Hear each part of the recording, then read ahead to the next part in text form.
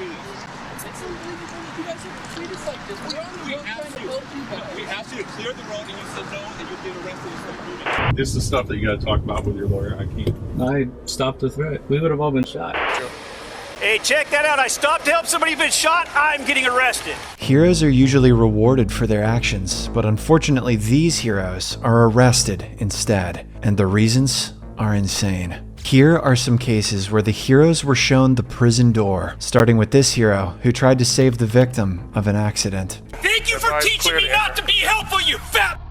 On October 9th, 2020, retired firefighter Joseph Garce was driving in Santa Paula, California, when he spotted a shooting victim, Samir Salgado, lying in a pool of blood in a parking lot. Without hesitation, Garce exited his vehicle and began administering CPR to the victim. Shortly after, police officers from the Santa Paula Police Department arrived at the scene. Don't go to the car. Don't go to that car. Stay over here. Stay over here. Stay over here.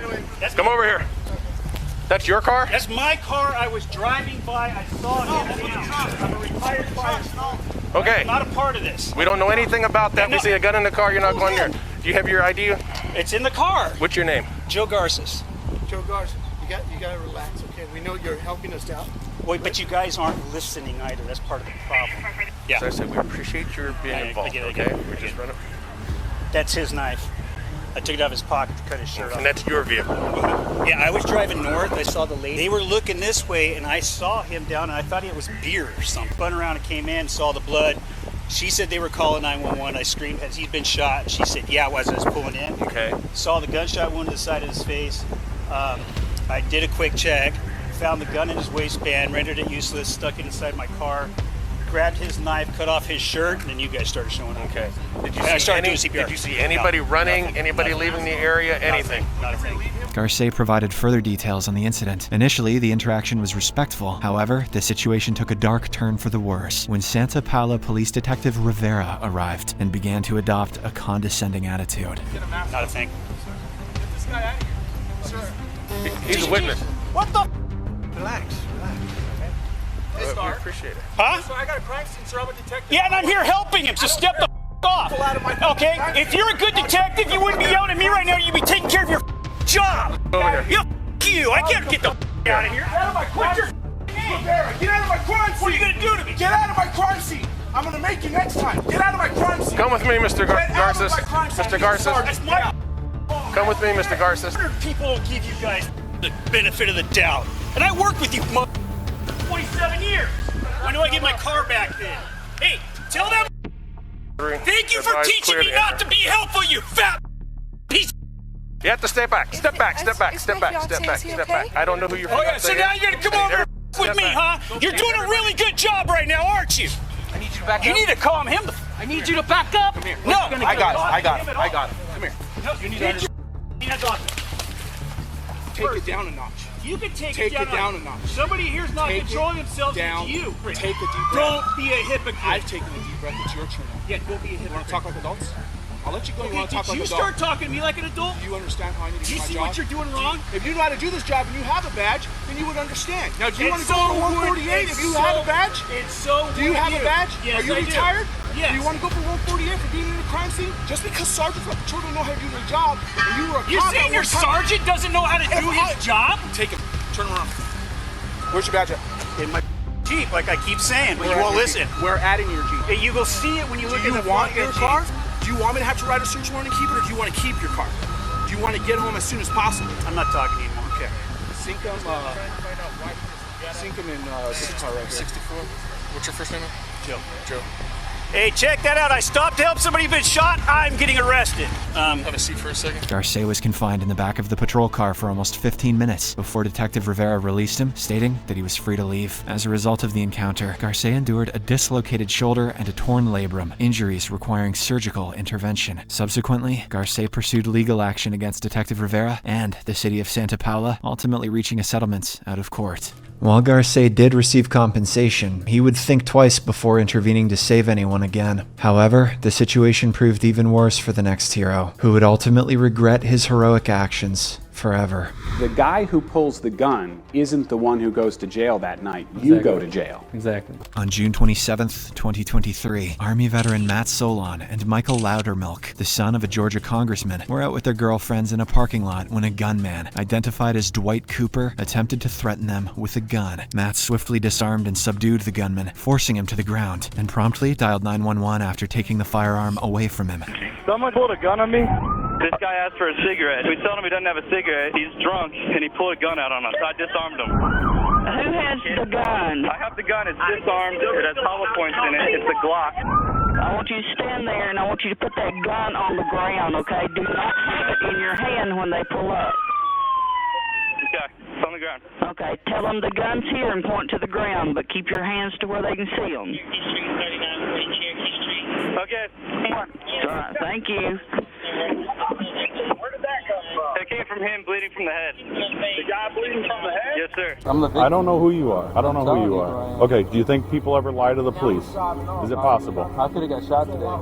Yep, me too. That's my job. So, I was in the military for 6 years. I think I know that. Congratulations, I was sir. in Afghanistan. I know exactly what danger is. So I'm not armed. You want to test me or frisk me or whatever?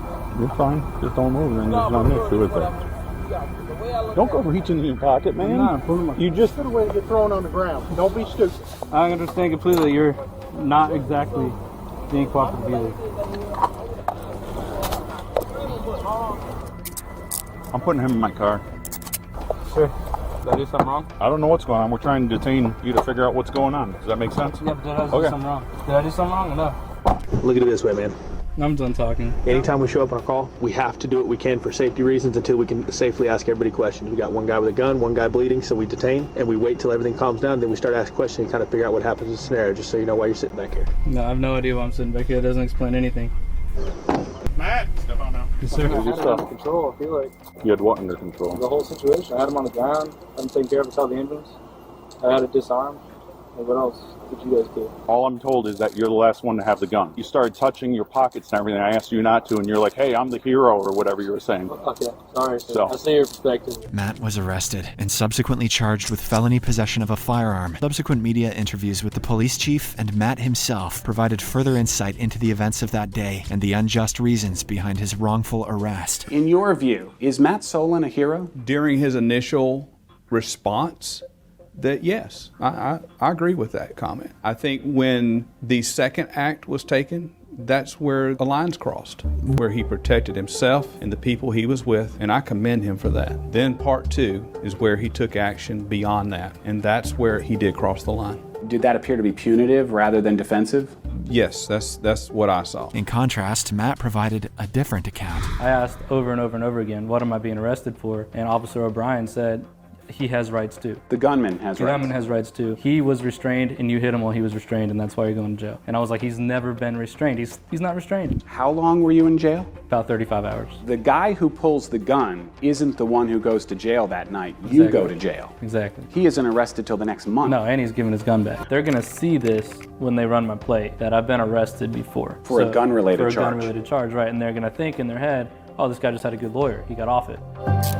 The district attorney dismissed all charges against Matt Solon, acknowledging that he had acted in self-defense. However, the damage had already been done. If you're enjoying the video so far, please don't forget to like and subscribe. The officer's actions permanently ruined Matt's record, but their actions were nothing in comparison to the subsequent officer's actions. On February 4th, 2014, an unbelievable event occurred when a CHP Highway Patrol officer arrested Chula Vista firefighter Jacob Gregoire. The Chula Vista firefighters had been providing medical assistance to victims of a rollover motor accident using their fire trucks to block traffic. When the officer instructed them to move their trucks, warning that failure to comply would result in arrest, Jacob chose to stay, insisting that he had a duty to the victim and could not simply abandon them. Okay, I don't have time for assault zone. This is ridiculous. CHP is arresting Engineer Gregoire for where he spotted the fire engine.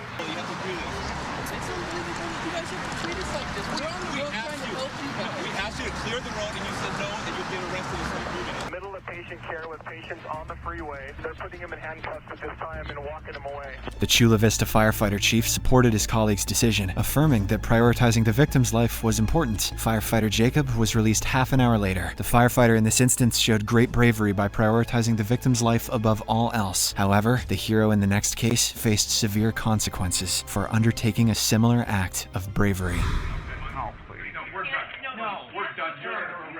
Hey, we're done, sir. I had it. On July 26, 2017, police officers from the Salt Lake City Police Department arrived at the University of Utah Hospital to obtain a blood sample from a victim who was involved in an accident after a vehicle pursued by the police during a car chase collided against his car, causing it to explode and resulting in several injuries and burns, leaving the victim in a coma. Upon their arrival, their attempts were halted by the charge nurse, Alex Woobles, and the ensuing interaction quickly descended into chaos.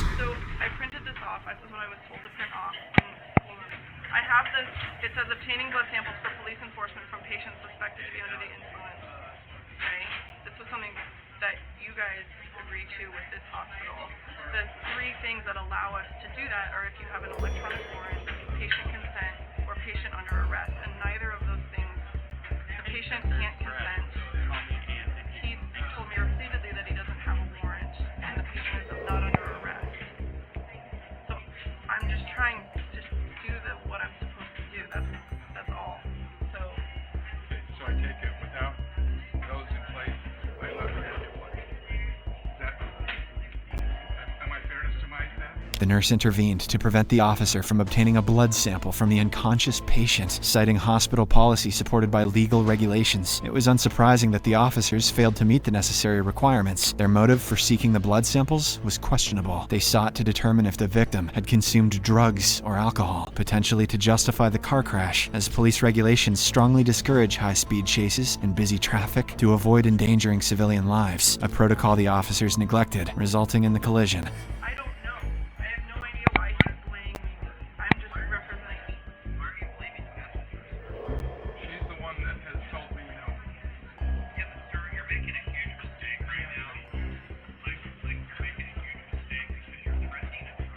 Frustrated about not having his way, the officer proceeded to do something unbelievable. Hey, we're done, sir. I had it. Seriously. Pain. Detective Jeff Payne, later identified as the officer in question, forcefully grabbed the nurse, slamming her against the wall and handcuffing her simply because she had chosen to uphold the law and protect her patient's rights. Shortly thereafter, Detective Payne's supervisor, Lieutenant James Tracy, arrived at the scene and began to pressure and manipulate the nurse into complying with their demands for the blood sample. I